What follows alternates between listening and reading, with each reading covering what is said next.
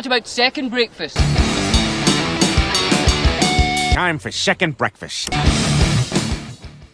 Welcome to Second Breakfast. I am Monster from Breakdowns for Breakfast here to give you some more music news, music facts, stories, weird music rabbit holes. Monster's brain went down. So, starting off this series, I've been going back to our old Breakdowns for Breakfast episodes and trying to find interesting things from previous episodes, whether it's stuff we forgot to mention or just neat stories I found along the way. And this is an interesting one. So on episode 3, we discussed Caroline Spine's album, Attention Please. I loved it. Danger didn't like it nearly as much as me. He says it's a nostalgia thing. I just think his musical tastes are not as good as mine, but that's neither here nor there. He's not here to defend himself. So yeah, I'll stand by that. His musical taste is not as good as mine. Boom. Anyway, when I was discussing that album, the main thing I said I liked about it was the way it sounded. I really liked the production, specifically in the rhythm section. Now, on that episode, I mentioned that Jimmy Newquist was the lead vocalist and guitar player and main songwriter. He essentially is Caroline Spine. But I bragged so much about the rhythm section, and I never once mentioned the other members of the band. So, I believe during Attention Please, the band had Jimmy Newquist on guitar and vocals, Mark Hoff, guitar backing vocals, Jason Gallardi on drums and percussion, and Scott Jones on bass. And again, I think Jason and Scott are kind of the unsung heroes of that album. The drum and bass is so good. So a couple other things I was looking at. It would appear that Jimmy Newquist kind of had his own thing going. They got signed by Hollywood Records. They released Monsoon, which had the song Sullivan, which was a minor alternative rock hit. And then Attention Please, which actually did have a little bit of traction as well.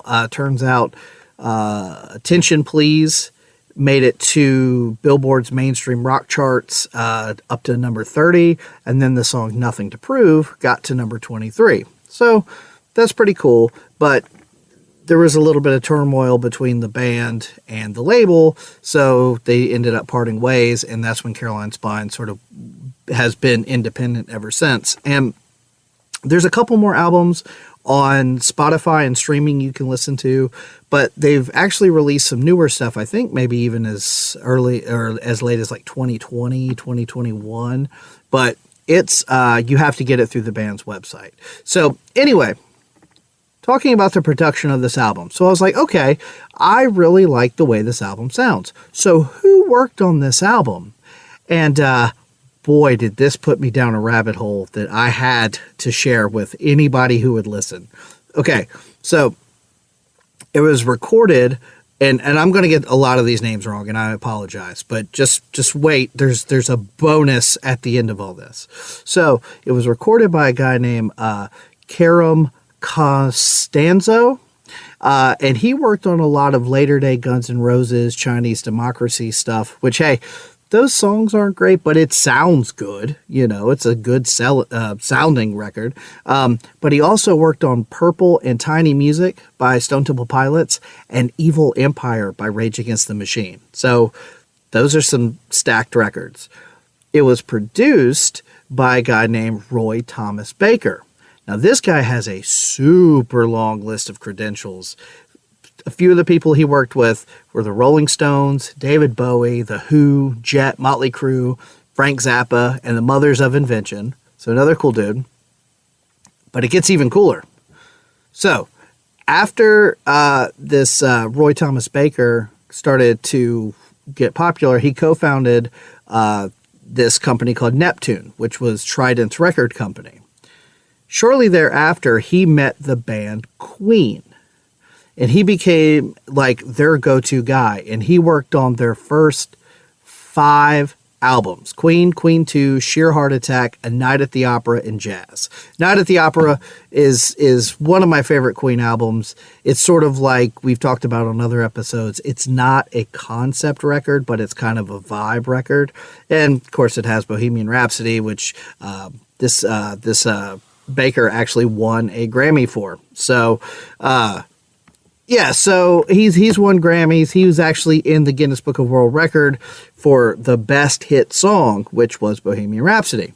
All right, so moving down this line, it was mastered by a guy named Dave Collins. Same thing, incredible long list of credentials. He mastered several like greatest hits collections. I don't know if a lot of people know this, but when a band puts out a greatest hits collection, they typically remix and or remaster a lot of the songs.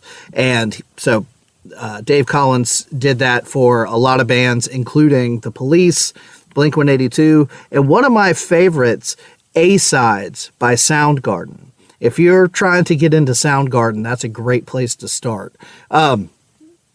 He also did a bunch of movie soundtracks. He did the Pink Panther, he did Superman Returns, but he's done mastering for some standalone records that are really good too, including Minutes to Midnight by Linkin Park, Float by Flogging Molly, and Hardwired to Self-Destruct by Metallica. It was mixed by a couple guys. And this is when the rabbit hole really sets in. The first guy that's listed as a mixer was Nick Didia, something like that. He worked on a bunch of stuff. Pearl Jam, Stone Temple Pilots, Train. He worked on every Rage Against the Machine album except for that cover record they did at the end. And then there was a guy named Tim Harkins. Now this is where Monster got excited. So I was not familiar with who Tim Harkins was, but I started looking at his credentials, and he worked with Korn, Jerry Cantrell, a handful of others. So following some Wikipedia links, I ended up on a page for a band called Mass Mental. Sorry, I got some congestion, and you're lucky I don't cough up a lung. I'm doing the best I can here. But I had to tell everyone about this Mass Mental band, okay? So the way I found this was Tim Harkins had worked with Jonathan Davis, and they were going to record a second album by this band, Mass Mental. Now, who's Mass Mental, and why should anybody care? Because if you're like me, you've never heard of them, which is really strange when I tell you who's in the band. So, Mass Mental featured Benji Webb on vocals. Now, if you're a nu metal fan, that name sounds familiar. He was the lead singer, is the lead singer in the band Skindred. Skindred rules. If you've never heard them, check them out. They're like reggae-infused nu metal. It's really fun. But he was in a band before Skindred called Dub War, I think it was. And that's how this all came to be. Because on bass was Robert Trujillo from Suicidal Tendencies at the time. Now, obviously, he's in Metallica, but at the time, Suicidal Tendencies was very funk and like a mix of metal and funk as well. And so then they got this guy named Armanda Sabal Leco. And I know that's probably mispronounced, but he's also on bass. The best that I can tell is there is not a guitar player on the recording. But this guy is pretty wild too, because he played bass with Paul Simon, Stanley Clarke, Herbie Hancock, like a bunch of like classic musical artists. And then who's on drums? Oh, nobody in particular, just a guy by the name of Brooks Wackerman, where if you don't know who Brooks Wackerman is, Google him. But he was the drummer for Bad Religion. He was the drummer for Avenged Sevenfold. Another incredible musician.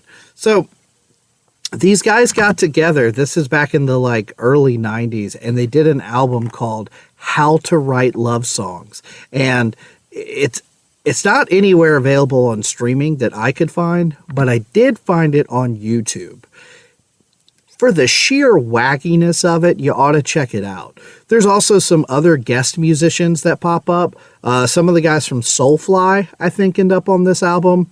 Supposedly Lynn Strait, the original lead singer of Snot, who passed away. Snot only did like one studio album before Lynn Strait passed away, and that's a killer album. We will do Snot's album on the show for sure.